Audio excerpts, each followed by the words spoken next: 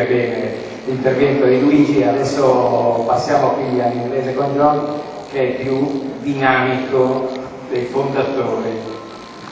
Thank you very much. It was lovely to hear Luigi, and it's lovely to be here together. I don't speak Italian, unluckily, but I didn't have to speak Italian to see the pictures and to see the expression and understand exactly what Luigi was saying, which is very important actually, because one of the key things about DEGW is using both design of buildings but also organizations and bringing those two things together, and that was a lovely expression of that. Thank you, Luigi.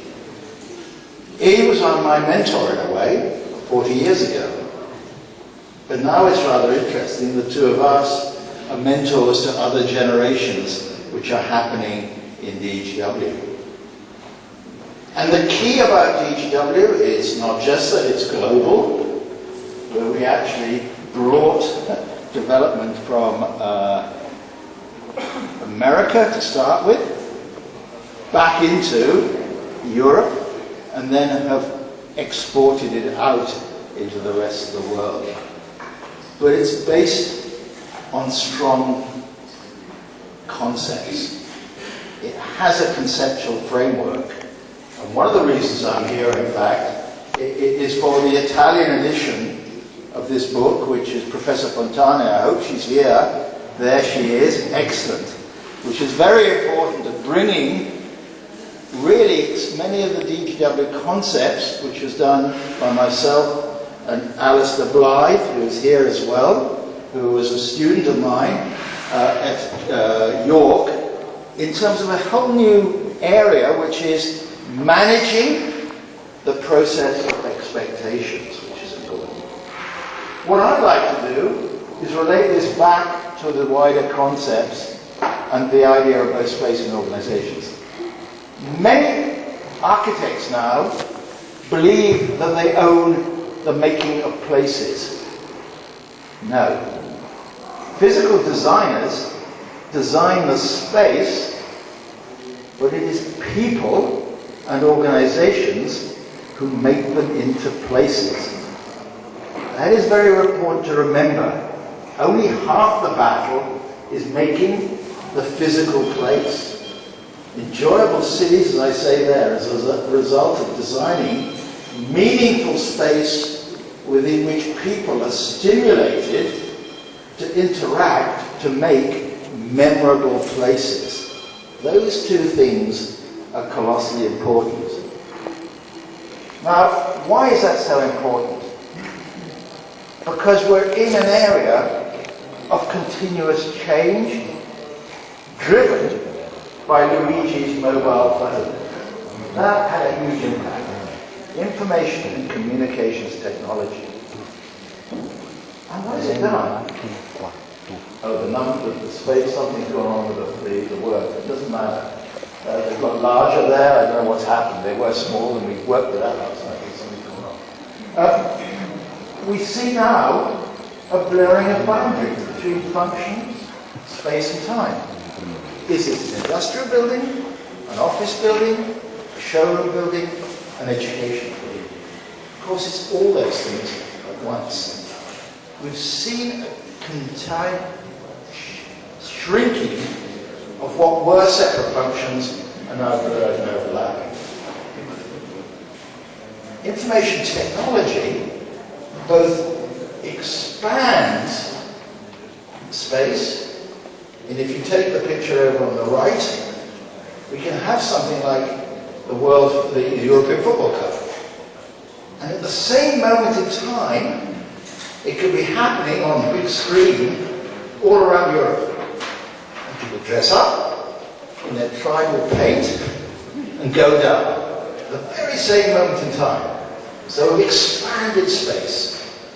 But we can also shrink space. We can take the Big Dipper, which took up maybe half a hectare of space, and with Seagull World, it's 8 square meters. So we're now left with a totally different world in terms of what is space. We're dealing with virtual space and physical space at the same time. Next. So we have this merging of living, learning, working. We have work which is open, flexible, collaborative and non-hierarchical, and can happen anywhere we want, in a parallel way. Think of these meetings you go to now, with everybody with their Blackberries, and it's a negotiation. You've probably seen it if you were in business. And actually, you're talking to your colleague virtually, with your Blackberries. What should we offer him on that one? Sitting in the same physical room, working in parallel, doing different things. This is an extraordinary thing which has happened. We can live both a virtual and a physical world in the same space. You all must have experienced that, how we are now using our technology to hide and be together at the same time. This means huge things in terms of us as designers rethinking what we're doing. Next. Very important image. Moment in time. The year 1999. For bankers, this should be kind of interesting because it's very important. I've taken 3 electronics firms. Old IBM, well established, used to make blue boxes. Microsoft and Amazon. Now the interesting thing is, look at those numbers across there. IBM, in terms of what the stock market thinks it's worth, is worth half of what Microsoft is. But fixed assets, in other words, what does IBM own? All that so-called valuable space, it's 119.6 billion compared with little Microsoft at 1.7 billion. It's so much more. What are its revenues? Way up. 61 billion compared with nearly 20 billion at Microsoft. But what are its profits? Slightly less than Microsoft. Now the point about this story is IBM nearly strangled themselves through all the property they owned, which used to be on their books. We had this concept, on your books. And the more I had on the books, the more valuable I was. And then suddenly I woke up one morning and said, well, actually, this stuff isn't so valuable. It's nearly throttling me. Yeah? So what is now happening with organizations? They don't formally understand this yet, but we see this because we know it, because we work a lot of organizations. Organizations, in fact, never have one building. These days, they have a portfolio. In fact, it's a fallacy to think one organization, one building. That is a split moment in time. The building is either too big for you or too small. Think about it. You can never have an exact fit.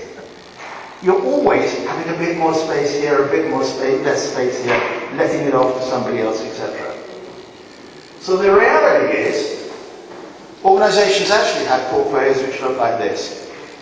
They have, let's say, about 30%, which is core space.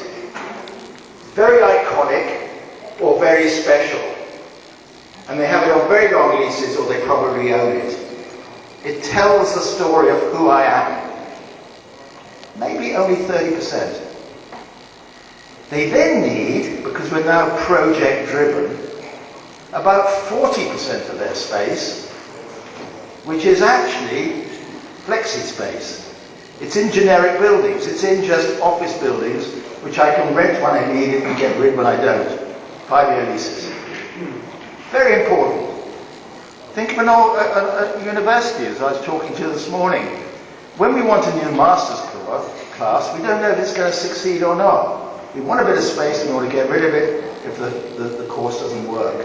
And then, and this is what people don't see, you can have up to 30% of your space, which is just-in-time space. We're very used to that with shared service offices, but think about it in terms of cafeterias, health clubs, libraries, computing. I can go on forever. Sharing with your partners, with other people in the area who were going to work with you, etc. That's the amenity around you. That is a very important diagram for where the world is changing. Next.